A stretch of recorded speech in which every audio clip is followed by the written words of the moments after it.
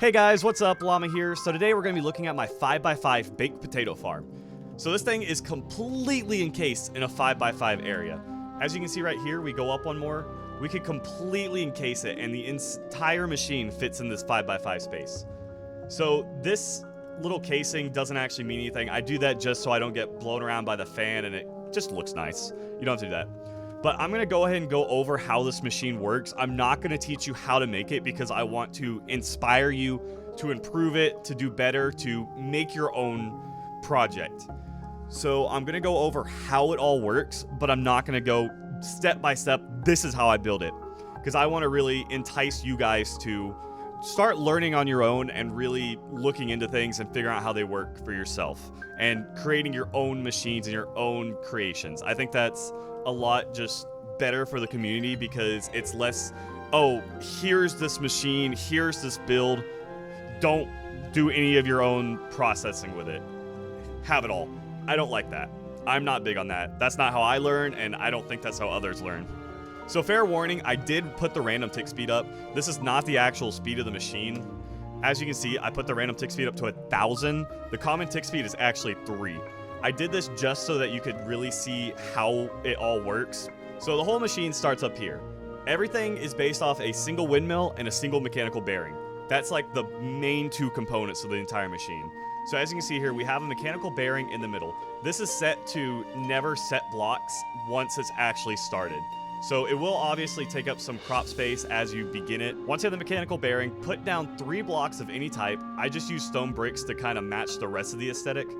Put on your harvesters on the front. Make sure you have 3 of them. Otherwise, you won't get these corners and you won't get these internal blocks right here.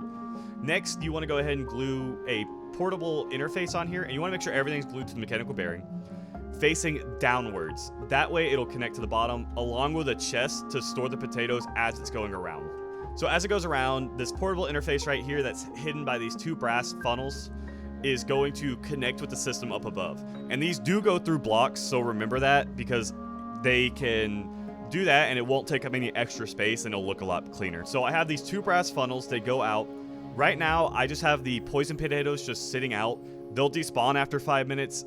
Honestly, the farm's not fast enough that it'll just make 1 poison potato every once in a blue moon, so it's not really that big of a deal in my opinion. But next, we have the potatoes. So the potatoes come out on this conveyor belt right here. This does nothing. So I have the fan over here. So I have another brass funnel, and these are all filtered. So this is filtered for regular potatoes, and this one is filtered for baked potatoes. So as the potatoes sit here, that you'll see in a second when it comes back around, it gets this fan right here, which is actually sped up by this speed controller with a piece of netherrack and fire right here. You have to use the fire, otherwise if you use lava, it's too hot and it'll actually char them and destroy the items. But the fan blows over and it'll cook any potatoes that are on this conveyor right here.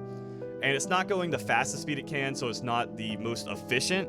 But like I said, you're normally not going to get a big stack like that. But as you can see, it does cook these potatoes right here.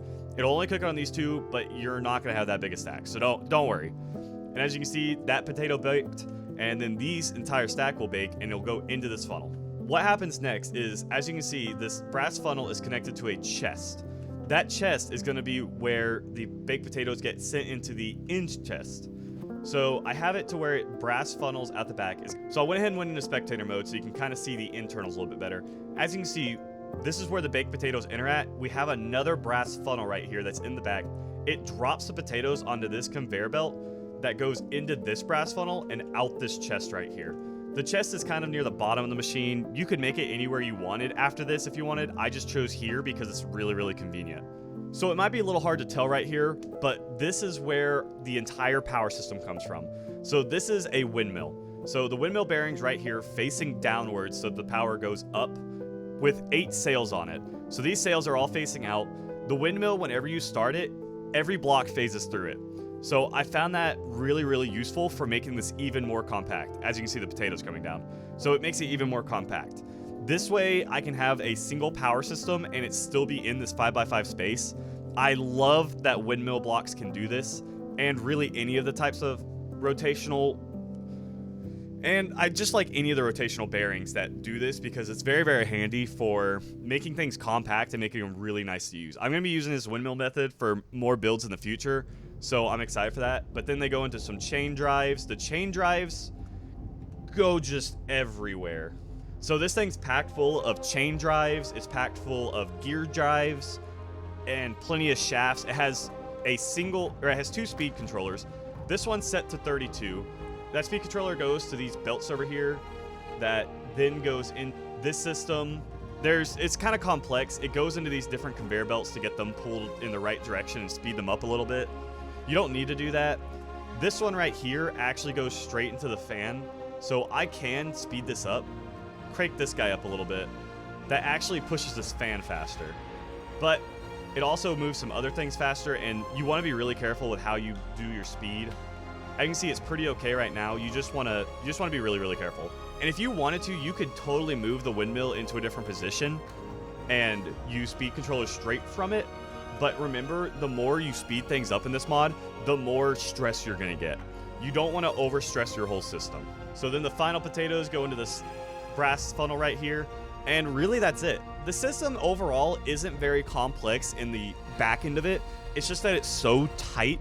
You really need to use your chain drives and such at a very effective way. Because as you can see, I use a lot of chain drives just to move power around.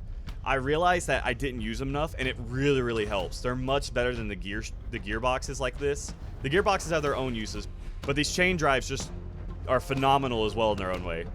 Along with, if you do have a chain drive, make sure you remember in this type of orientation you can actually have it going up and down, and it will connect with one being horizontal. So a vertical chain drive can connect with a horizontal chain drive. Very handy. I didn't realize that, and it made this system way easier to implement. I'm a full of the head. So if you really wanted to, you could change this up a bit, and you could totally make this into a bread farm. It doesn't have to just be baked potatoes. It could be bread and some other things that are craftable. This isn't really that expandable to other farms just because you get really complex. If you make it a little taller or a little wider, you definitely could. Doing bread would be very close because you could put in a triple crafting setup right here and then have it export into a different place. That would be really easy to do, but anything further than that, you're gonna have some trouble with. But that's really all there is to this thing. It's a very, very simple system in the end. The biggest thing that makes it difficult is just how tight of a space it is. I would highly recommend looking into gearboxes and chain drives and really understanding how they work a lot better. I'm doing that a lot now. I've really gotten a better understanding of them, and it helps me build a lot more compact. So I'm definitely going to be looking into making more compact farms like this. It seems like the Reddit really enjoyed them.